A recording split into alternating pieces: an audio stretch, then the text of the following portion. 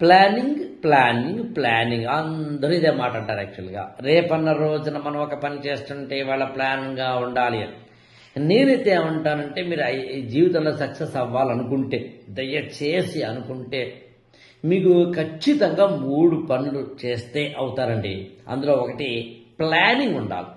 అంటే ఏది ఎప్పుడు ఎక్కడ ఎలా చెయ్యాలో తెలియడాన్ని ప్లానింగ్ అంటాం. అప్పుడు మీకు రిసోర్సెస్ని ఎలా పట్టుకోవాలి, ఏ విధంగా ఆ రిసోర్సెస్ని అవుట్కమ్ తెచ్చుకోవాలి లాంటి వాటిని. రెండవది విజన్ ఉండాలి. విజన్ అంటే ముందు చూపు. తర్వాత ఏం జరుగుతుంది, ఆ తర్వాత ఏం జరుగుతుంది, ఆ తర్వాత ఏం జరుగుతుంది, 10 ఏళ్ల తర్వాత ఏం జరుగుతుంది, 20 ఏళ్ల తర్వాత ఏం జరుగుతుంది. మన ఫ్రెండ్ సర్కిల్ మీరు ఎప్పుడైనా చూసారా? అటు భలే ఉంటాడు, ఏం చేయడు, సింపుల్గా మంచి షర్ట్ వేసుకుంటాడు, ల్యాండ్ చూడడానికి వెళ్తాడు, మంచి ల్యాండ్ చూస్తాడు, కొంటాడు, 2 ఏళ్ళు హాయిగా పడుకుంటాడు. తీరా చూస్తే ఆ ల్యాండ్ రేటు పెరుగుతుంది. విజన్ అంటే అది. ఎక్కడ ల్యాండ్ రేటు పెరుగుతుందో ఆడికి తెలుసు. ఎక్కడ ఏ పార్టీకి వెళితే నాకు ఎమ్మెల్యే సీట్ ఇస్తారో ఆయనకి తెలుసు. ఆయన దానికి వెళ్తాడు.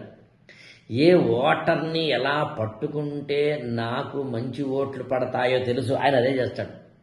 ఏ ఉచిత బస్సు ప్రయాణం ఇస్తే, ఏ స్కీమ్ పెడితే, అది పెడితే, ఏది పెడితే, ఏ బిస్కెట్లు వేస్తే నాకు ఓట్లు పడతాయో రాజకీయ నాయకుడికి తెలుసు.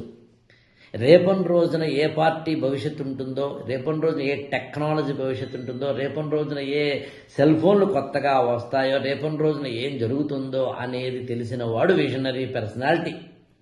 ముందు చూపు ఉంటే కనుక అప్పుడు ఖచ్చితంగా మనకి మంచి సక్సెస్ వస్తుంది. ఇంకా మూడవది హార్డ్ వర్క్.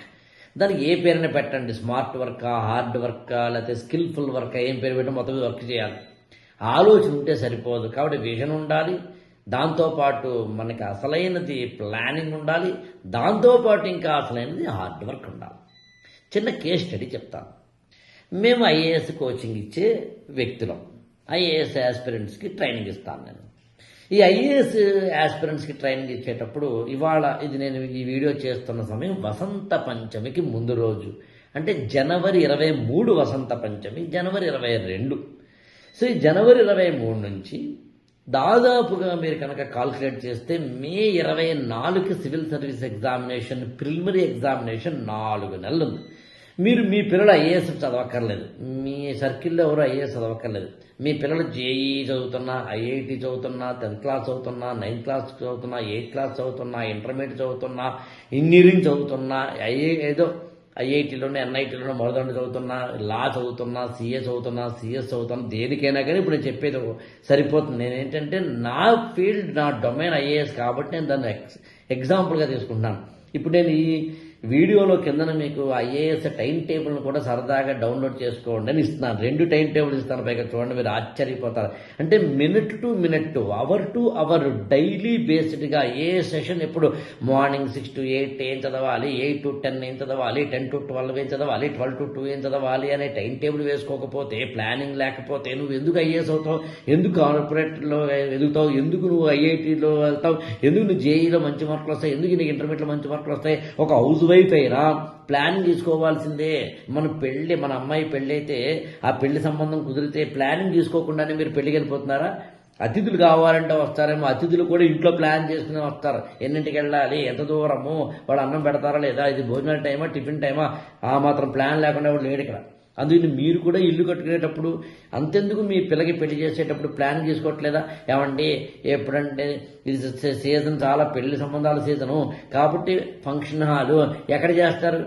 మీరేమో కొకటపల్లి ఫంక్షన్ హాల్ అయితే మీరు ఉండేది కొకటపల్లి అయితే వనస్థలపల్లి చేస్తారా? మీ ఇంటికి ఒక 50-100 కిలోమీటర్ల దూరంలో ఎవరైనా చేస్తారా?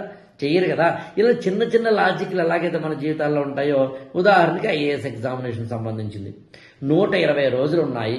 జనవరి 23 నుంచి కాస్త అటు ఇటుగా మే 23 వరకు ఉన్న 120 రోజులు ఉన్నాయి. 120 రోజులు ముందు ఒక రీడింగ్ ఇవ్వాలి 60 రోజులు, ఆ తర్వాత 30 రోజులు ఇంకొక రీడింగు, ఆ తర్వాత 30 రోజులు ఇంకొక రీడింగు. ఏం చదవాలి, ఏం చదవకూడదు, ఈ ఓన్లీ చదవాల్సిన ఏంటి, చదవకూడదు ఏంటి, అంటే ఇవి చదవండి, ఇవి వద్దు, ఇవి చదవండి, ఇవి చదవద్దు అని ఒక ఆమె చేసే ప్రయత్నం చేయడం. ఎందుకు ఇవన్నీ చెప్తున్నామంటే ప్లానింగ్, విజన్, ఎగ్జామినేషన్లో ఏ క్వశ్చన్స్ వస్తాయి ఇలాంటి విజన్, ప్లానింగ్, అన్నిటికన్నా ఇంపార్టెంట్ వర్క్ కూడా చేయాలి.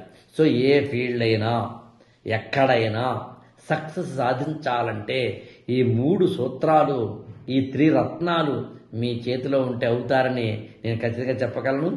వసంత పంచమి అంటే సరస్వతీదేవి పుట్టినరోజు కాబట్టి అలాంటి వసంత పంచమి రోజున మీరు మరిన్ని మంచి కార్యక్రమాలు చేపట్టాలని, విజనరీగా, ప్లాన్డ్గా, హార్డ్ వర్క్ తోటి అడుగులు ముందుకేయాలని.